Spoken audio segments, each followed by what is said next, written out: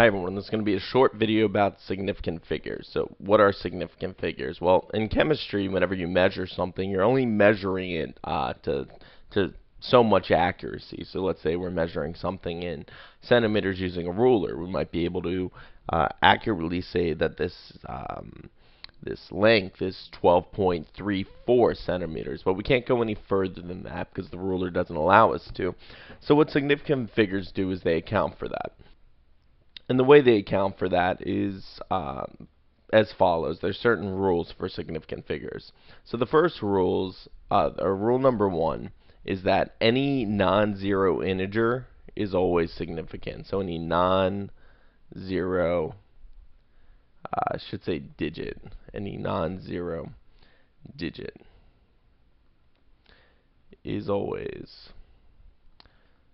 significant. I'm just going to write sig. So your teacher might call them sig figs. What that means is that if we have something like the number 492,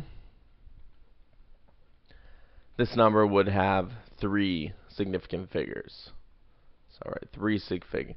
Or if I have the number 874,126, that number would have six sig figs. So that's pretty simple, nothing too hard there. Where it starts to get complicated is when we start to bring in the zeros. So the first rule for zeros is that any kind of sandwich zero or any zero that falls in between two non-zero digits is always significant. So I'm going to call this a sandwich zero. You know, if you have a, like peanut butter and jelly sandwich, the bread would be two non-zero digits, and the peanut butter and the jelly would be two sandwiched zeros. So any sandwich zero. So an example of a sandwich zero would be something like 403. Because that zero is sandwiched, it is considered significant. So I should write this up here. So this would be like three significant figures. And this can go on and on if I have more than one zero. Let's say I have this number right here. Because these three zeros are sandwiched between the 4 and the 3, and this single zero is sandwiched between the two 4s, all of these are significant. So this would have 3, 4, 5, 6, 7, 8. This would be 8 significant figures. Alright, still not too bad there. I think most students generally don't have any trouble grasping that concept. The next one, this one still isn't too bad. Any leading zero, meaning any zero coming before a non-zero integer, is not significant.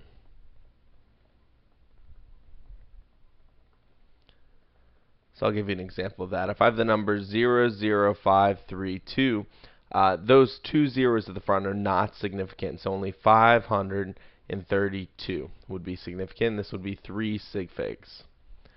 On the other hand, let's say I had 0.000439.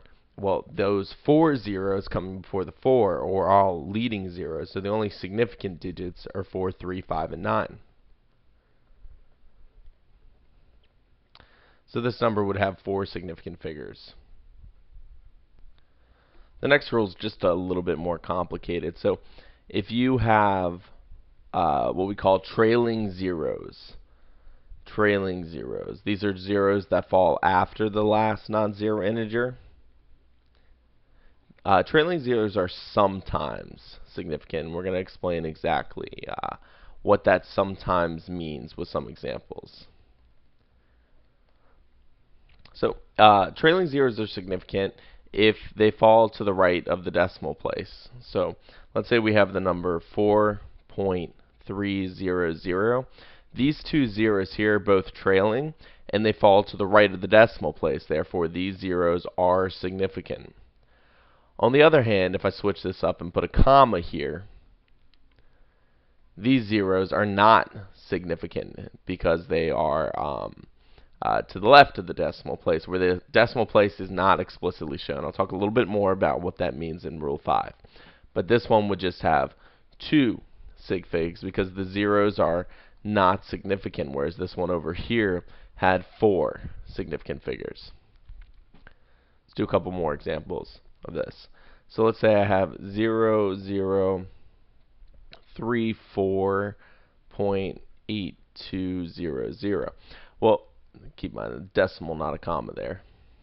So I have two leading zeros here, which are never significant, so I know they're not. I know any non-zero integers are significant, so all four of those will be significant. I know any trailing zeros, those are zeros that fall to the right of the decimal place after the last non-zero integer, are significant.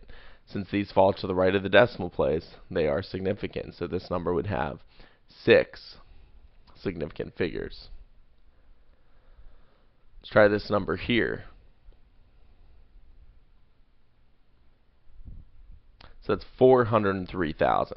Well, this number has two non-zero integers, which according to Rule 1 are significant. It has a sandwich zero, which according to Rule 2 is significant. And it has 3 trailing zeros, these 3 right here. Now, the 3 trailing zeros fall to the left of the decimal place. Therefore, they are not significant. So this one would just have 3 significant figures. Alright, now this next problem I'm going to try to confuse you a little bit. So what I'm going to do is I'm going to go ahead and write this. I'm going to write 5010.0800. So this one's a little bit more complicated. We can see that we have these 1, 2, 3 non-zero integers. We also have 1, 2, 3, 4 sandwich integers, and we have 2 trailing zeros to the right of the decimal place. Those are all significant digits, so this number would have 9 significant figures. Another example here. Let's do 4300.00.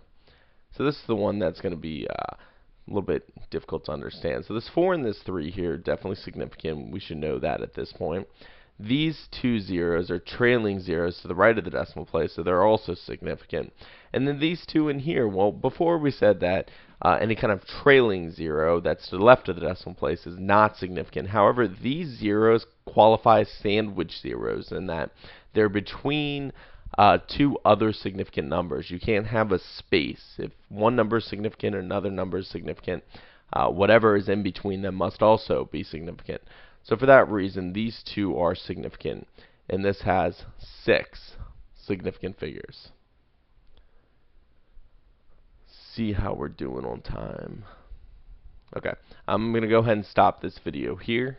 That'll probably be it for significant figures.